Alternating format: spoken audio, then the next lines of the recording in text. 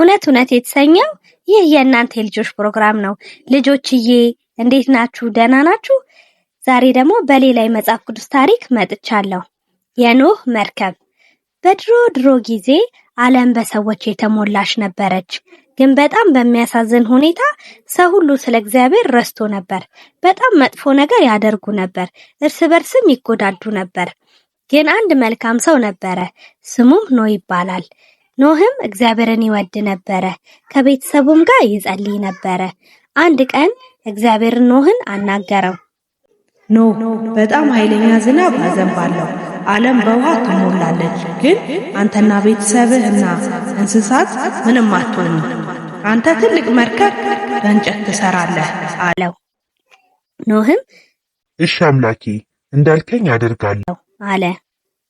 ኖህ መርከቡን መስራት ጀመረ። ሰዎችም ሳቁበት። ለምንድን ነው ትልቅ መርከብ የምትሰራው? ምድሪቱ ዝናብ የላት፣ ደረቅ ነው እያሉ አሾፉበት፣ ሳቁበትም። ኖህ ግን እግዚአብሔርን ታመነ። መርከቡን መስራት ቀጠለ።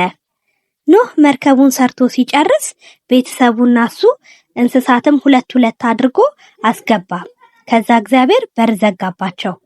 ከዛ ኃይለኛ ዝናብ መዝነብ ጀመረ። 40 ቀንና 40 ሌሊት ምድር በውሃ ተሞላች። ግን መርከብ ውስጥ ያሉት ሁሉ ሰላም ናቸው።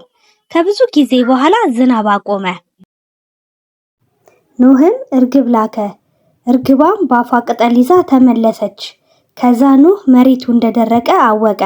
በመጨረሻም እግዚአብሔር ኖህን አለው፣ ከመርከቡ ውጡ፣ መሬቱ ደርቋል አለ። እግዚአብሔር ቃል ገባ፣ መቼም በምድር ውሃ አልሞላም አለ። ቀስተ ደመናም እንደ ምልክት አኖረ።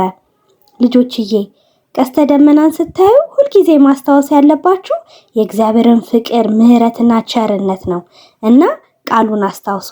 እግዚአብሔር ይባርካችሁ። ቻው። በሌላ ተረት እስክንገናኝ ቻው።